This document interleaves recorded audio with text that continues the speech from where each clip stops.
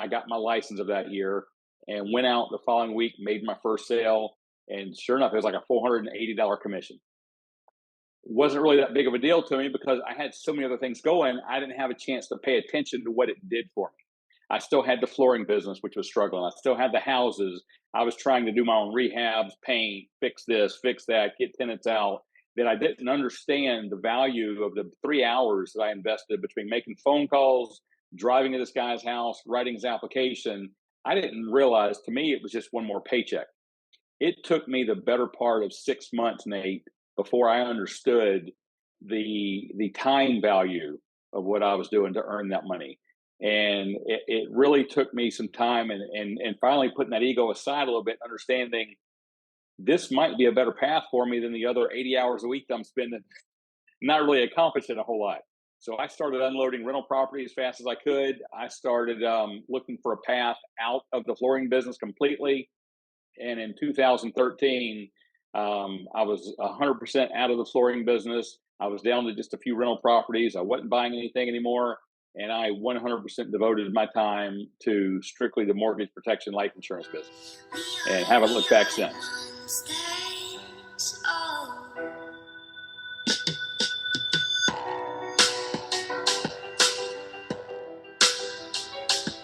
All right, happy Friday.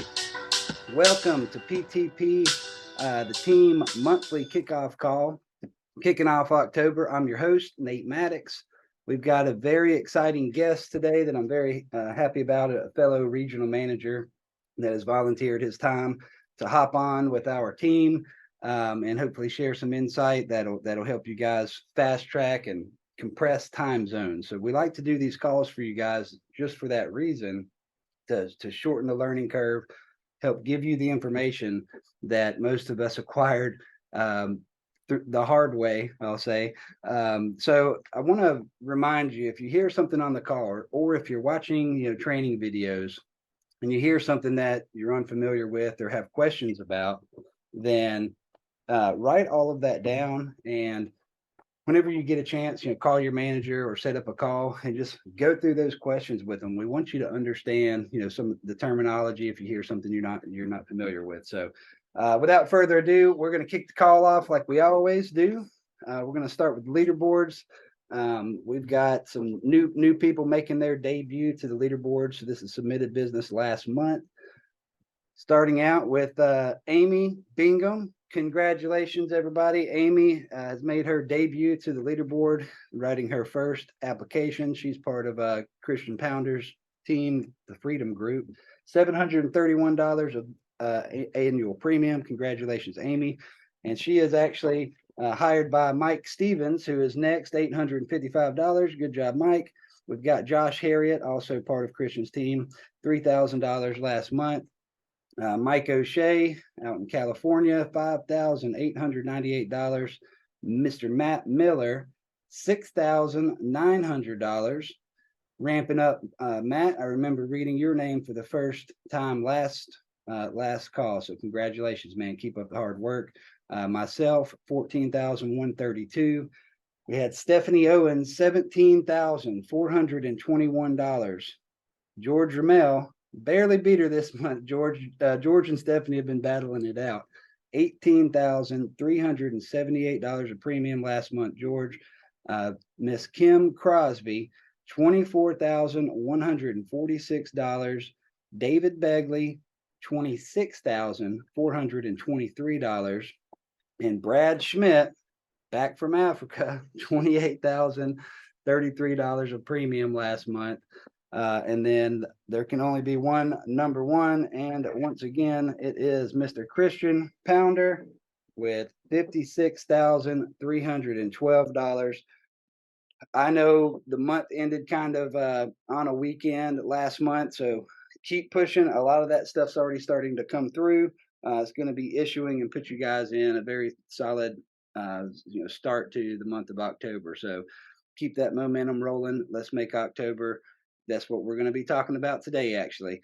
So before I introduce our guest, like always, I want to kick it over to our League of Extraordinary Gentlemen, the referral team that works so hard for all of us. Whenever we send referrals in, And a lot of you guys are starting to get some of those paychecks coming in from the things that you referred maybe a few weeks ago, a month ago. So, Brad, fill us in, man. What's happening over at the referral team, Retirement Solutions? What do you guys have going on? Well, it's good to be back. Appreciate the welcoming, and I'm kind of surprised I'm right there at the top running with the big dogs. So it's an honor to be in the room here just to share what we've been doing. We're really just maximizing, and I think the key word is leveraging our referral team. Christian's doing a heck of a job on putting things on the calendars for us. We're working with Mike and Matt. We're all leveraging each other's strengths, and so you can see the results. That's why the top three is David, Christian, myself. You got Matt and Mike coming up. Something to share with you guys. I've been out in the field. I've really been able to have the opportunity to use my team. And if you look at the last 90 days when I've been out doing ministry and other things, I have the team behind me that can pick up the slack. I've had 15 working days in the chair, Nate. I know you don't want to hear that. In that, I've sold 20 deals in 15 days, actually working in the last 90. That's 52,000 in commissionable premiums. How's that possible? If I'm busy, I'm out doing other things. I have the freedom to do that because I have my team behind me that's taking these referrals. So that's 1.3 deals per day. My commitment has been a deal a day, no matter what it takes. If I want to go out and do what I need to do, answer the call, I need to utilize my team. So if you want to break that down, that's running 2,200 a commission. If I did that a deal a day, 5 days a week, and I did it myself, that's $500,000. But I got the freedom to be in the field, use my team as leverage, and I'm still going to make over 250,000. I know we're doing a lot of these mortgage protection deals, and it's awesome. It is so important, regardless how the sale goes, to pivot the conversation to David Begley, myself, about the debt elimination. We'll have one-to-ones with you guys on saying, what does that script look like? How do we do it? Because if we don't take that opportunity and pivot, no matter if you have a sale or not, it's just like if I don't, work with the people that have done business with me. If I say, do you know anybody that would also value what we're doing today? If I don't ask that question, I never have the opportunity for David to step in and take care of me while I need to get back to what I want to do. So utilize the tools and the techniques, and it's about communication with us. So we're more than happy to go deeper on that, Nate. I don't want to pivot off of it, but you've got to have the discipline to just ask the question. So utilize what you have. Call me, call David, call us. We'll show you what that's all about. It's the who, it's not how. Man, that is one of the coolest things we've came up with, and we all really appreciate everything you guys do in that department. Allowing us the freedom to continue working on building our cash flow, running our appointments. If you're running mortgage protection, every single person that you talk to has a mortgage. So, the people that, we read off a second ago, and the people you see on the leaderboard, that's really starting to take advantage of that. I just want to give you guys a congrats. Well, a lot of you have really started honing those skills, and we can tell that you're like mastering the art of making an introduction, making a proper referral. I want to encourage everybody to really, I know you're battling trying to develop a lot of skill sets. If you're new, that one doesn't take a lot of time because it only takes you a few minutes to make that introduction. So be looking for those opportunities to leverage the team while you're continuing to build your skill set and control your cash flow. So he said they're available. Reach out to them. If you want anybody to know you and like you, it's these guys. So I've been excited all week that our guest would, be willing to hop. He's not on our team. He's not in our agency. In fact, those that have been around a while know who Rick is. He was whenever I was just starting and heavy in the field, I was trying to battle Rick out every week, and how we post our numbers on band. I feel like both of us might have been doing this, but I would have like another $1,200 or something, and then let Rick think he was ahead of me. And on Friday I would drop it, and he'd get mad and go out on a Saturday and write more. So like we had a lot of fun battling it out. Rick is a powerhouse producer and has been consistently. It's one thing to be a splash in the pot, but Rick has been a consistent powerhouse. Just the first 4 or 5 years of our marketing company starting Equus Financial, of everybody's numbers. I mean, he was in the top producer in the nation, and then held the top 5 spot for many years. Now he's a regional manager as well, so he's growing a team. And I know how busy that makes you, Rick. So I really appreciate you taking the time on a Friday, hopping on, pouring into our team. So Can't wait to hear what you have to say. But without further ado, everybody, my buddy and partner over years, he's helped a lot of us. He's helped many of our agents get over $10,000 a week and kind of break through that plateau. Mr. Rick HAZOURI. Thanks, buddy, for having me on the call with you. And I'm not even going to go into any stories today about, Nate the dancing cowboy or nothing like that. We'll keep all that stuff, where it is. But buddy, I do appreciate y'all wanting to have me on here. I've been in this business for 12 years now, and it really is. It's one of those things where if you do things the hard way, it takes you a long time to figure it out. If you just listen, and this was the hardest thing for me. I was 45 years old when I came into this business, been in sales my entire life, and to really just put that ego aside and go, you know what, there's people that are in this business making a whole lot more money than, I may ever make. If I just listen, it's going to shorten that curve like you were talking about, Nate. And really that's the one thing. If you get nothing else out of this, if you're new or even, in your first year in this business, throw everything aside that you ever thought you knew about sales, about how to talk to somebody on the phone, about how to ask for referrals, and just ask the good questions to, your manager, and find the people that are making the kind of money that you want to make and pick their brain every chance you can. And Nate, that was the most important thing for me, is finally figuring out I don't have to learn this on my own. There's people here that are doing it successfully. Just, ask a couple good questions, then shut up and listen and write it down. And don't question why they're doing it that way. Just question why you have not been doing it that way, and go, okay, how fast can I get this into my plan? How fast can I start mimicking what somebody's doing who's making $300,000, $400,000, $500,000 a year? Get myself where I want to be. And then if you decide you want to make changes, yeah, you go right ahead. You make changes. Once you're making $500,000 a year, you start making changes to what you were taught. Until then, follow it letter for letter. Rick, that's pretty sound advice there, buddy. But I know, a couple of us know you, have known you a long time. We try to keep these calls relatively short, and we got a lot of stuff I would really like to get into and cover with you since we have you for this little window. But for those that don't know, we've got a lot of newer people on the team.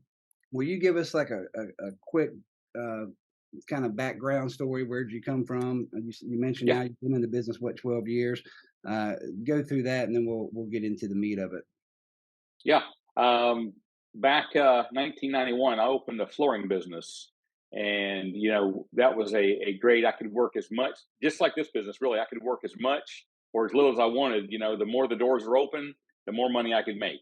So I was 6 days minimum, a lot of times 7 days a week, and it was good to me. Everything was going along fine.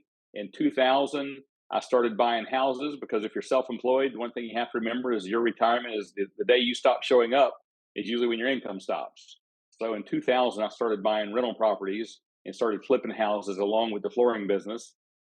And again, things were cruising along, income 250, 275 a year, and wasn't killing myself anymore. The business was on autopilot. The houses were growing. I had 22 rental properties. And in 2008, I don't know, if y'all remember exactly what happened in 2008, but both sources of my income got hit pretty good, because, almost overnight, investors quit being able to buy houses because the money dried up. The banks quit lending, so things dried up. A lot of my customers in the flooring business had become other real estate investors that I got to know over the years. So my business on that side dropped about 50%. Well, also in 1 week, I lost 8 tenants that just disappeared, lost their jobs, lost this. So I was scrambling. I mean, literally in 2008, I went to about $35,000 a year in income overnight. And so I started looking for anything and everything I could do to make any money whatsoever. 2011, I responded to a Craigslist ad that Jared Ewan ran. And as for me, his ad said, make $500 per sale. And it was, okay, I need an extra $500. I want to go out and make a sale. Got my license September 11th. I got my license of that year and went out the following week, made my first sale. And sure enough, it was like a $480 commission. Wasn't really that big of a deal to me because I had so many other things going. I didn't have a chance to pay attention to what it did for me. I still had the flooring business, which was struggling. I still had the houses. I was trying to do my own rehabs, paint, fix this, fix that, get tenants out. that I didn't understand the value of the 3 hours that I invested between making phone calls, driving to this guy's house, writing his application. I didn't realize, to me, it was just one more paycheck. It took me the better part of 6 months, Nate, before I understood the time value of what I was doing to earn that money. And it really took me some time, and finally putting that ego aside a little bit, understanding this might be a better path for me than the other 80 hours a week that I'm spending not really accomplishing a whole lot. So I started unloading rental property as fast as I could. I started looking for a path out of the flooring business completely. And in 2013, I was 100% out of the flooring business. I was down to just a few rental properties. I wasn't buying anything anymore. And I 100% devoted my time to strictly the mortgage protection life insurance business, and haven't looked back since. Man, so there's a lot of people, on the call that I know that are in similar situations. A lot of these guys own businesses like you already. There's something that happens, like when you see something coming, right? If you're still earning the income that you need to earn, your bills are paid, there's no pain involved, so it's hard to change. It's hard to change habits. It's hard to change actions, because even though you see something coming that may hurt that, you're still okay right now, and a lot of people will wait until the river is about to turn into a waterfall before they really start paddling, and they survive. You just got to paddle really hard, really fast. But if you know it's coming and you see it, it's way easier if you just start veering over, to where you can get the bank in time and get out of danger. And, I've been working with a lot of people, across the country right now that are probably listening to this and are in a very similar situation. So, man, appreciate you sharing that. One thing that I really want to dig into, Rick, man, we build this business in 90-day runs. And, whether or not you can stay focused through the 90-day run, or you get distracted, or you lose, or if you don't have a strong enough why to hit that mark by the deadline or not, like that's the only time it doesn't work. But the crazy thing is, it only takes 2 or 3 effectively executed periods of time, of 90-day periods of time, to really completely change your entire, environment, your entire scenario. If you can stay focused on that long enough. So this is one of my favorite ones, and I'm pretty sure it's one of yours. I can remember early in my career, Jared, having you on calls around this time of year. We've seen over the past few years, Rick, I mean, many people make half of their income in the last quarter of the year. For whatever reason, it just becomes, maybe the insurance companies closer to the year start getting a little more lax on issuing stuff. Sometimes there's a lot of different reasons for it. Families on people's minds. You got Christmas coming up, Thanksgiving. There's empty seats at the table. Uncle Ronnie's not here anymore. There's a lot of things that happen, that make this kind of a magical period of time. And we're blessed to be in a business that's not really seasonal. People either care about their family or they don't. You're either booking the amount of appointments you set out to book, or not, right? So it's not really seasonal. We've earned income consistently through every season of the year.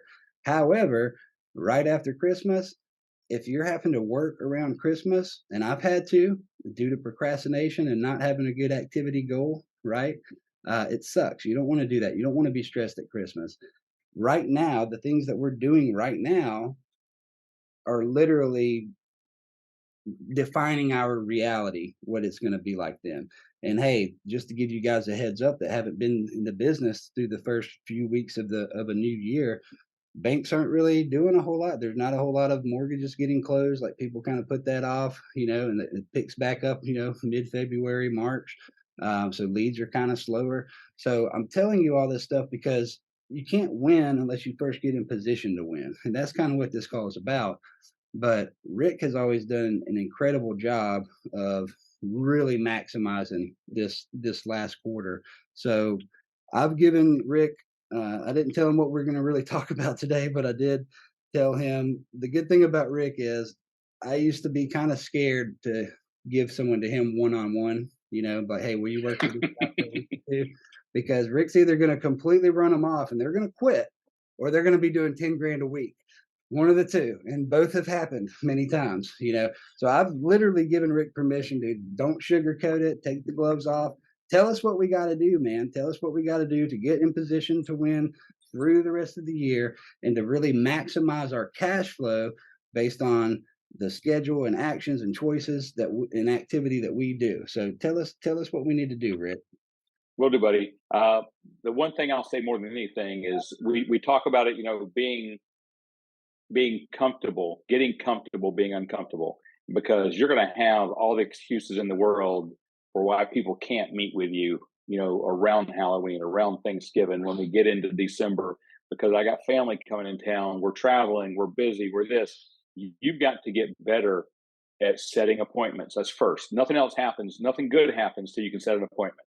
So if you're not already strong on the phone, it's going to be a tough quarter for you, because you're going to get more pushback, not just the summer, not just these are the things we got going on. You're going to get knocked in the head pretty hard when you're spending the same amount of money on leads, but it seems to be a little bit tougher getting appointments. You've got to just be a bulldog when it comes to not taking no for an answer.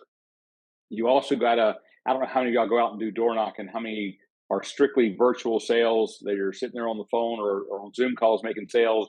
But if you're out in the field, plan on doing some door knocking. You're going to have to. You're going to have people that you just can't get on the phone, that you can't pin down, that might tell you no 6 or 8 times. Well, you show up on their doorstep. And again, if you're uncomfortable doing that, I can tell you about 20% of my income still comes from knocking on doors. I'll never stop doing it. As long as I'm spending money buying leads, I will not stop door knocking for anything. And so focus on, if you're newer, practice more on your phone script. If you've never door knocked before, go bang on somebody's door. You walk up to the door, you're holding that lead in your hand, even if it's an IVR where somebody called in, they didn't fill out any paperwork. Hey, I was sent to this area. My job's to catch up to you. Put it off on somebody else. I'm just here because my boss said I had to come out here and I had to get this handled. I know it's Thanksgiving. I know it's Halloween. I know it's December. I know what month it is too. Thanks for telling me. Yeah, I know Christmas is in 2 weeks and you're busy. So am I. But if you don't get stronger and learn how to push through those silly little objections, that's all they are. They're silly objections, because people still die around Christmas. People still die around Thanksgiving. If you don't get out there and help them, you're doing a disservice to their family.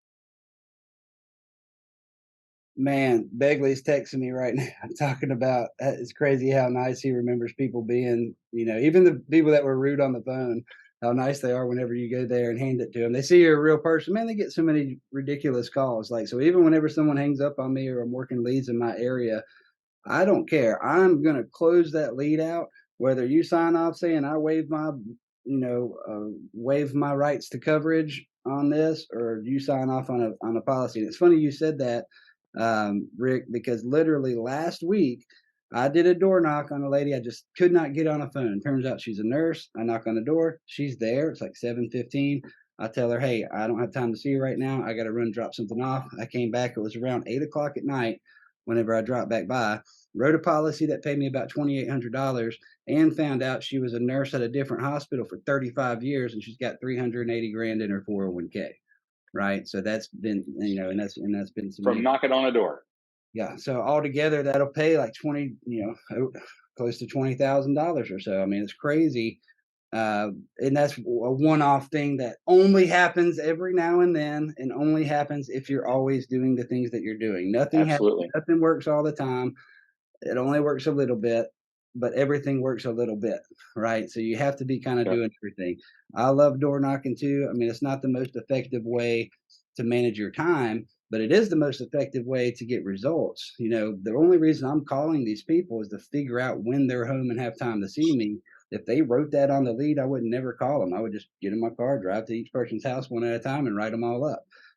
So that's an incredible point, and that's something we need to talk more about and really be a lot more diligent about. A lot of our people are, virtual, because we've got Christian Pounder, powerhouse virtual agent. Mm-hmm. Got a lot of people that have kind of under his tutelage, like Kim Crosby, who does about half as much as he does, every month. So, and if you can do half of what Christian does, your bank account's going to look. That's just a big fine. number. That's a big old number, buddy.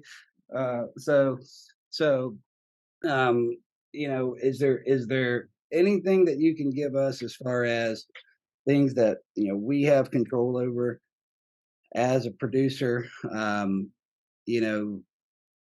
Maybe like scheduling or having that number, hell or high water I'm going to hit, or what are some of the logistics of things that we can focus on or have control over to make this last run out the best part of our year?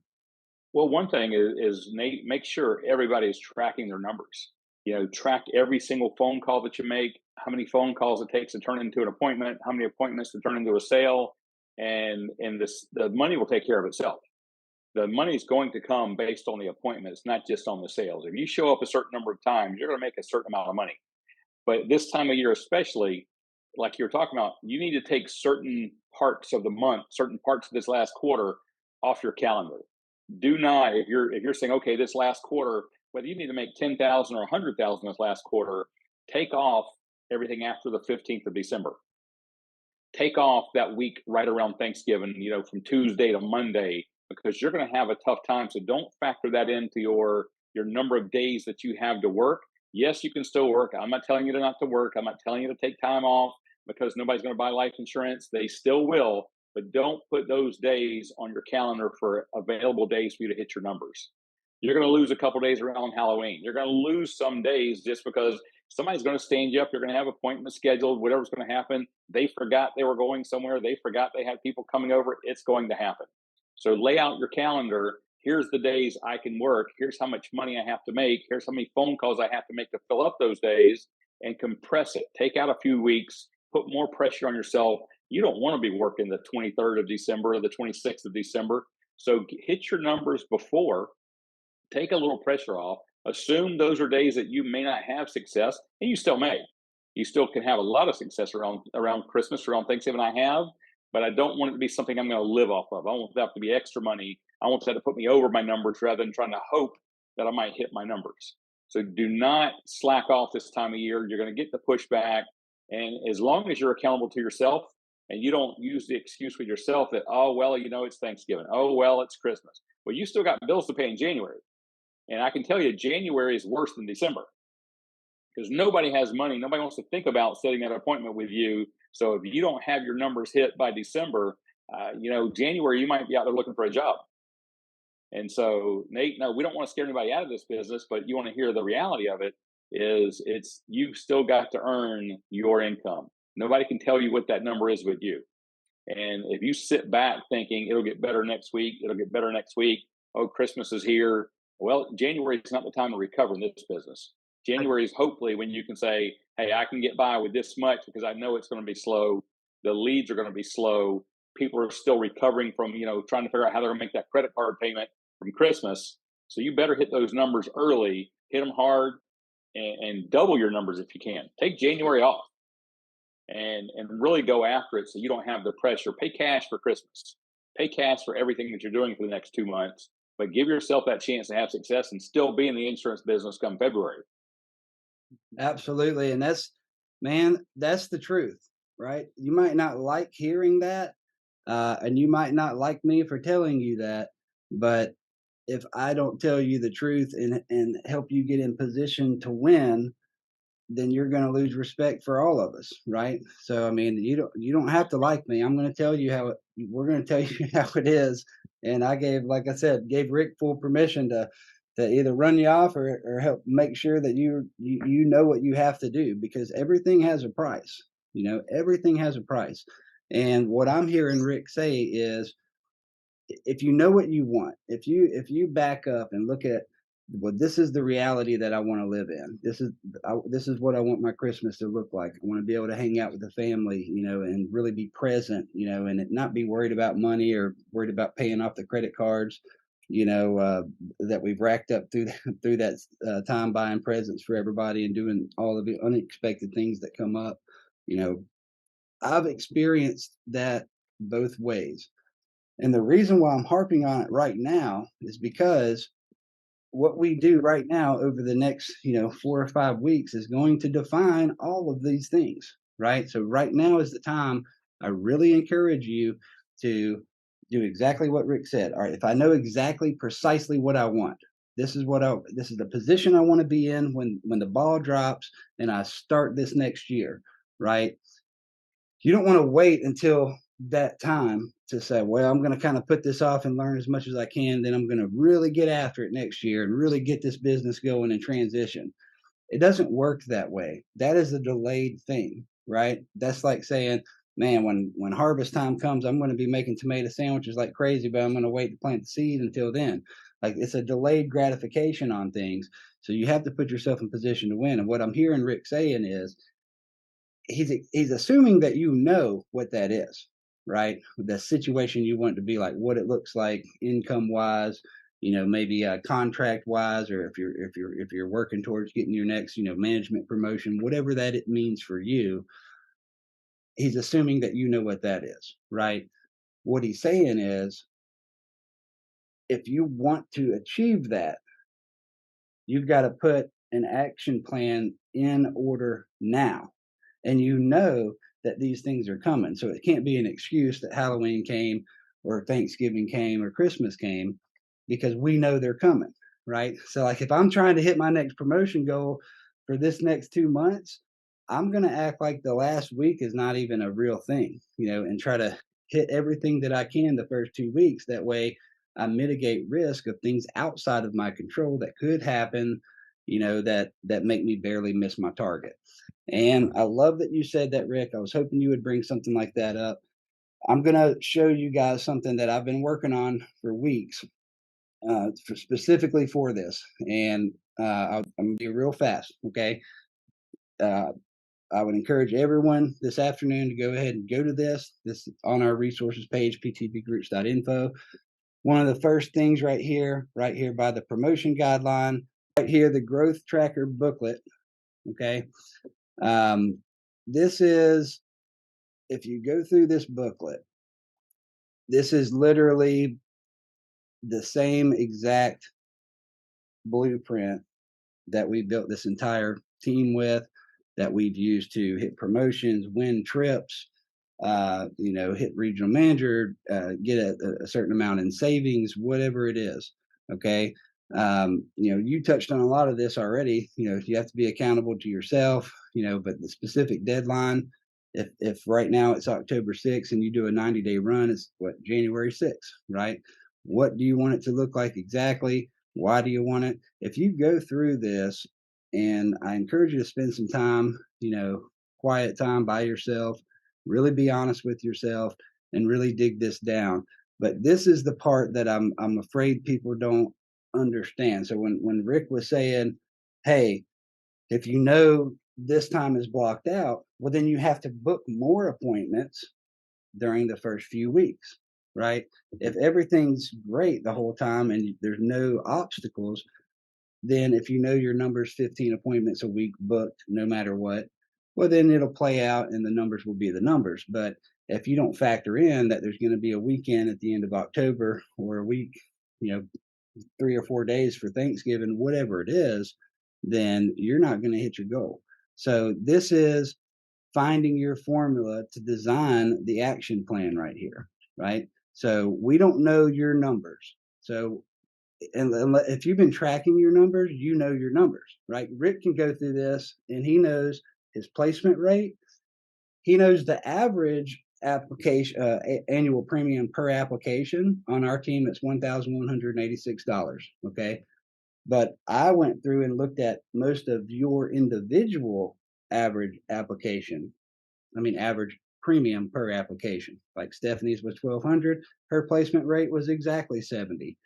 Some of the virtual people had higher per applications, a little bit less placement rate, but I did the math, it still worked out to be the same thing. So if you're new and you don't have your own data to plug into this formula, then use this data, because it's a little conservative. It says it's only $1,100 per AP.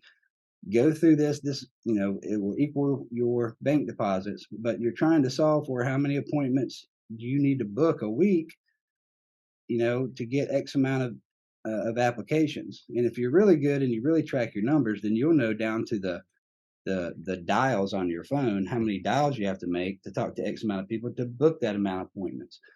This tracking this data that Rick was just talking about, I'm so glad you said that, because I was trying to figure out a way to work this in. And then this growth tracker right here is how you keep up with this. I ain't gonna promise you nothing but a hard time, right? Things aren't gonna work out the way you want them to, just like they haven't in every other thing in your life, right?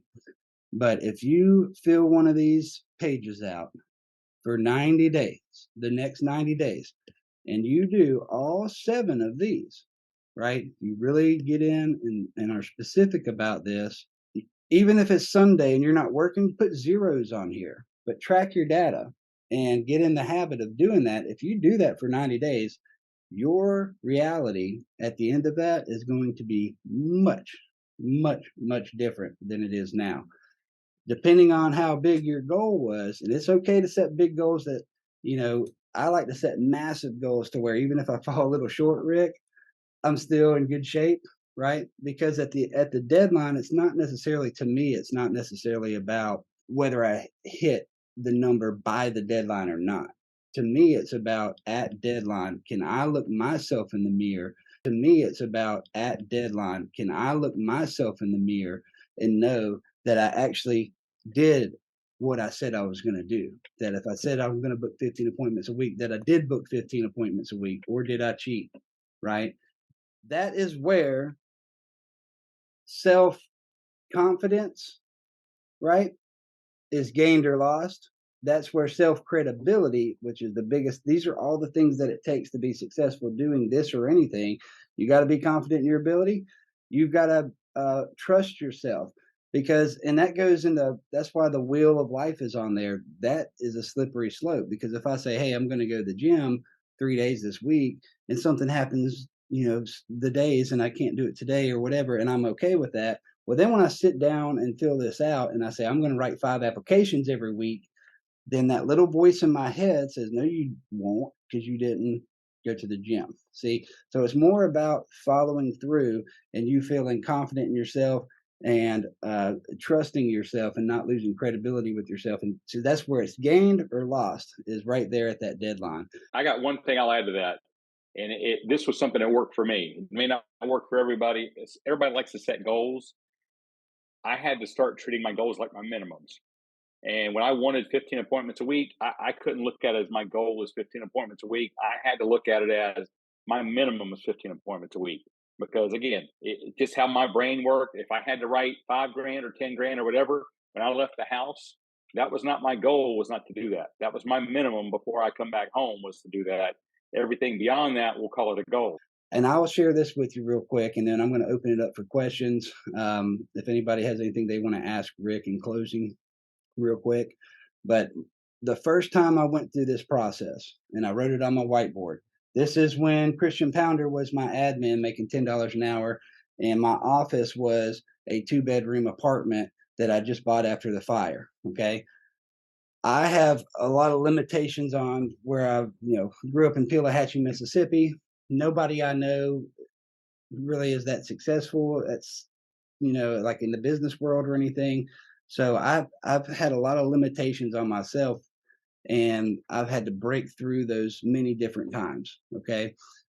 So when I first started, completely broke, I couldn't set a goal like, well, I'm going to make $50,000 in 90 days. My mind wouldn't be able to conceive that. So I tricked myself. They were running a promotion for a Mutual of Omaha. So a lot of times each individual insurance company will do like an incentive trip. And this was my first year in business.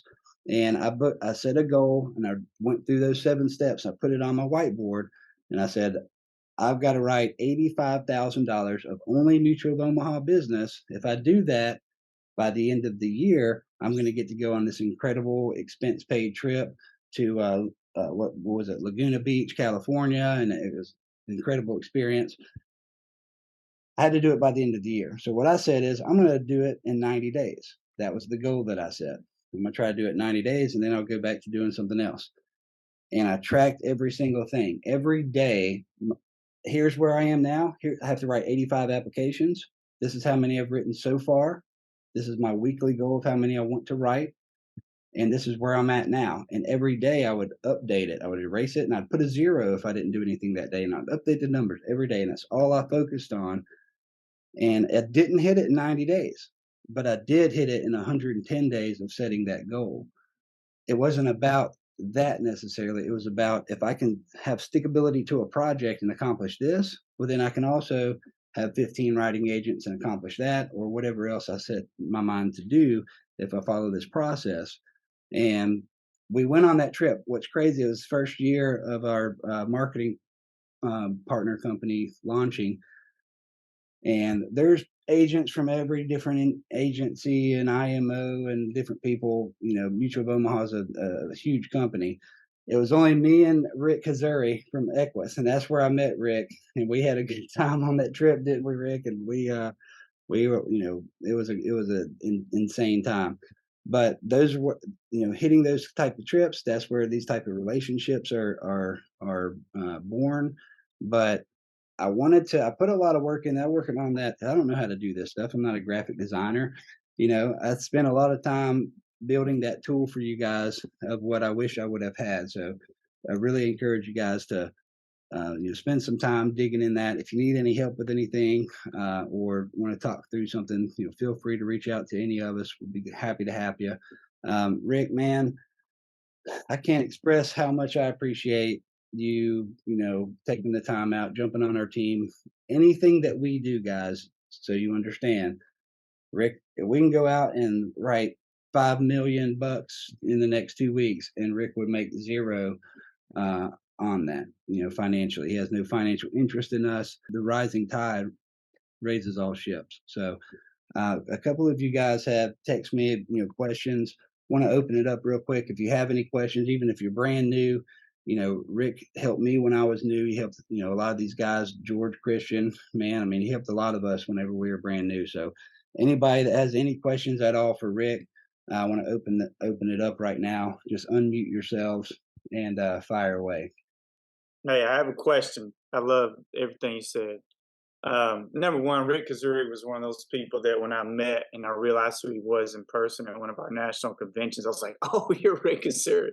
And we were in like one of Jared's suites or something. And I was picking his brain for all I was worth.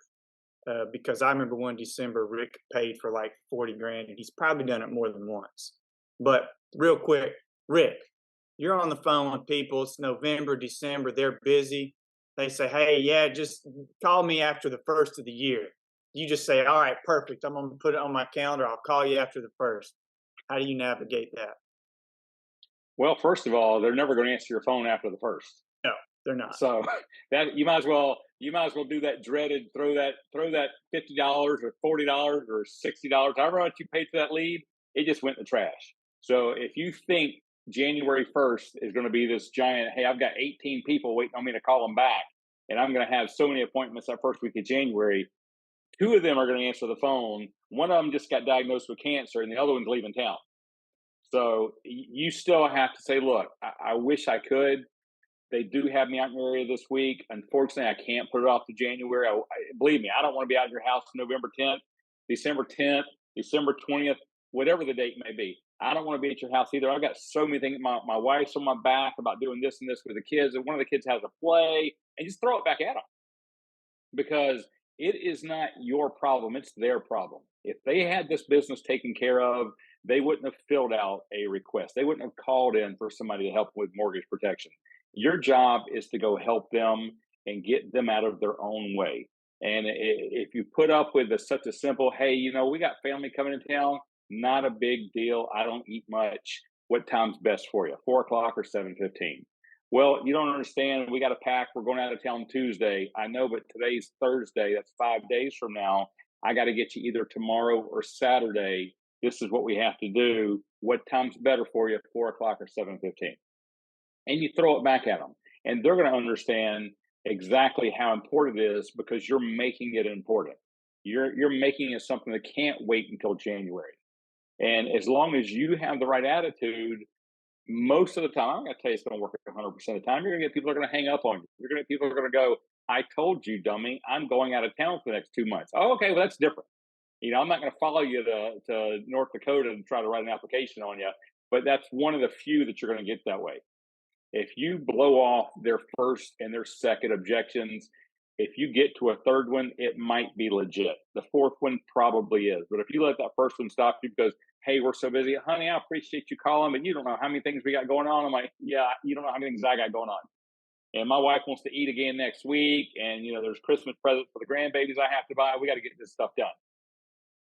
Just be persistent. Understand why you're there. You're there to protect the family and get a paycheck. You're not there because you just have to go through this lead and make a phone call. You have two things to do: help their family, help your family. Man, that comes a lot easier later, I find, because I don't know how many death claims you've delivered, Rick, but I'm sure it's a bunch because you've written a ton of business. I've had 35 as of last week. See, I've had my 26th, I think, was 3 or 4 weeks ago. After that happens, you understand completely that you're not just calling these people trying to get a paycheck, or you as soon as I was able to start focusing, like stop focusing on what I'm getting and start focusing on what I'm giving, that's when my business took off. For me, it was tough because, I was completely broke and had a house fire and didn't have anything at all in my life. So it was tough to make that transition. But that's when things started happening. And, it's one thing to hear it, but I'm trying to stress what he just told you. You're there to it's important, and you've got to make them understand that it's important. That's your job. We're battling human nature here. Man, Rick, again, I appreciate it. Unless you have anything in closing you want to add to anything. No, buddy, I'm good. I appreciate you having me on. Absolutely, man. Appreciate you so much. So everybody, like I said, I encourage you guys to, go through the growth tracker booklet, spend some honest time with yourself, some quiet time with a notebook, and really define, what you want things to look like.